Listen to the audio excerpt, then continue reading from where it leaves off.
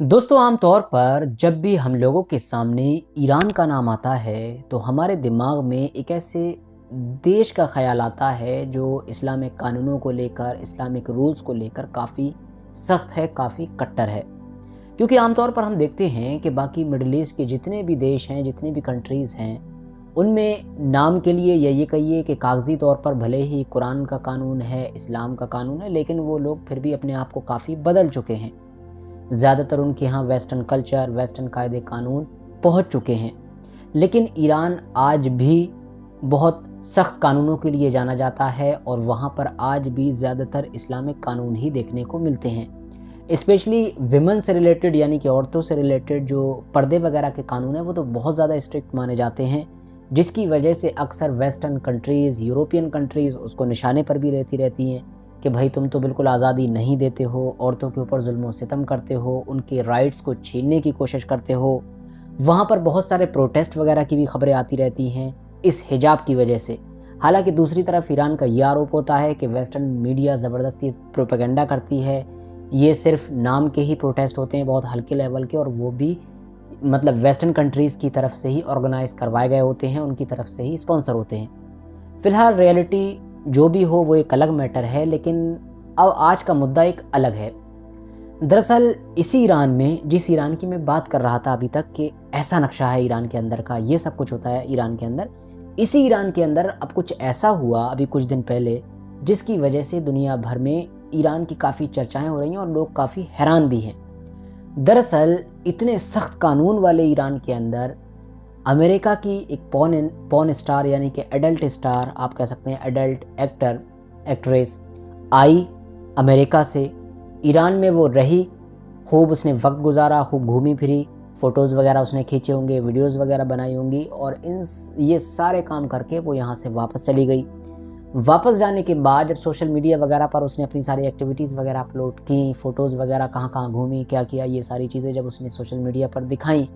तो हंगामा मच गया, ईरान के अंदर भी और ईरान के बाहर भी। क्योंकि लोग उससे यही सवाल पूछ रहे थे ईरान से कि भाई अपने यहाँ की औरतों को लेकर जब तुम्हारे इतने स्ट्रिक्ट रूल हैं, इवन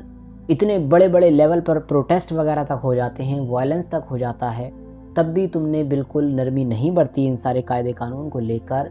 तो अपने यहाँ के लिए तुम्हारे ऐसा रुख है, ऐसे कायदे कानून है, तो आखिर दूसरी जगह के लिए इतनी नरमी क्यों कि एक एडल्ट स्टार यानी कि एक पॉर्न इंडस्ट्री में काम करने वाली लड़की, औरत आपके यहाँ आई और घूमी फिरी और आपने उसे बाकायदा उसे कोई टोका टाकी नहीं की और ऐसे ही घूमने फिरने दिया और बाद में जाने दिया। हालांकि दूसरी तरफ ईरान की तरफ से ये बयान आया जब उसने देखा कि माहौल ख़राब हो रहा है और उसके ऊपर उंगलियां उठ रही हैं, तो उसने कहा कि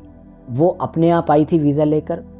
हमें उसके बैकग्राउंड की खबर नहीं थी, यानी हमारे जो अधिकारी वगैरह होंगे जिन्होंने छानबीन की होगी उसको वीज़ा देने से पहले उन्हें इस बात का आइडिया नहीं था कि इसका बैकग्राउंड क्या है, इसका पेशा क्या रह चुका है। लेकिन दोस्तों ज़्यादातर वेस्टर्न मीडिया यही दावा कर रही है कि ईरान झूठ बोल रहा है और ये सब कुछ जानबूझकर किया गया है या फिर होने दिया गया है। क्योंकि ये जो एडल्ट एक्ट्रेस है जिसका नाम विटनी राइट्स बताया जा रहा है, ये दरअसल भले ही अमेरिका की रहने वाली है, लेकिन इसके जो व्यूज़ हैं, जो इसका ओपिनियन है, वो दरअसल एंटी इजराइल है और प्रो पैलेस्टाइन है। यानी आप कह सकते हैं कि इजराइल और फ़िलिस्तीन को लेकर इसकी भी सोच और इसकी भी आइडियोलॉजी वही है जो ईरान की है। यही वजह है कि चाहे ये 7 अक्टूबर के बाद से शुरू होने वाली जंग हो और ये सारे मुद्दे हों इजराइल फ़िलिस्तीन से जुड़े हुए, इन सब पर सोशल मीडिया पर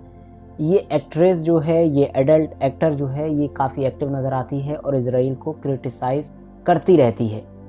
तो इसीलिए वेस्टर्न मीडिया का ये दावा है कि ईरान ने ये सब कुछ जानबूझकर किया है, बल्कि उसने इस चीज़ का फ़ायदा उठाया और ये कोशिश की कि इसके ज़रिए से वो अपनी पॉजिटिव इमेज को यूरोप में दिखा सके, यानी जो वहाँ के आम लोग हैं उनका ओपिनियन अपने बारे में चेंज कर सके। क्योंकि ज़ाहिर है वो सोशल मीडिया पर ईरान की तारीफ़ें ही करेगी जब वो फ़िलिस्तीन को सपोर्ट करती है और ईरान में खुद आई है घूमने के लिए, उसको वीज़ा भी मिला है, तो ईरान की पॉजिटिव साइड ही दिखाएगी, जिससे कहीं ना कहीं पॉजिटिव इमेज ईरान की यूरोप के आम लोगों तक पहुँचेगी। इवन कुछ लोगों का तो ये भी दावा है कि ऐसा नहीं हुआ है कि इस बंदी ने खुद अप्लाई किया हो और ईरान ने उसे आने दिया ताकि वो पॉजिटिव इमेज अपनी दिखा सके, उसका फ़ायदा उठा सके, बल्कि मुमकिन है कि ईरान ने ही इसको बुलाया हो, इनवाइट वगैरह किया हो, वो आना चाहती हो तो ईरान ने बाकायदा खुद अपनी तरफ से और ज़्यादा एफ़र्ट डाले हों और ये सब कुछ किया हो ताकि वो यहाँ तक आ सके। ऐसा इसलिए भी कहा जा रहा है क्योंकि अमेरिका के किसी भी आम से आम नागरिक के लिए भी ये कोई आसान नहीं है कि वो ईरान का वीज़ा ऐसे हासिल करे और घूमने आ जाए। आप अगर किसी और दूसरे देश से हैं, मिसाल के तौर पर इंडिया वगैरह से हैं या इस तरह के और भी जो देश हैं, यहाँ से बहुत आसान है। आप अप्लाई करेंगे, वो आपका क्रिमिनल रिकॉर्ड वगैरह ज़्यादा में ज़्यादा चेक करेंगे, आपको दे देंगे, आओ घूमने आ जाओ ईरान में।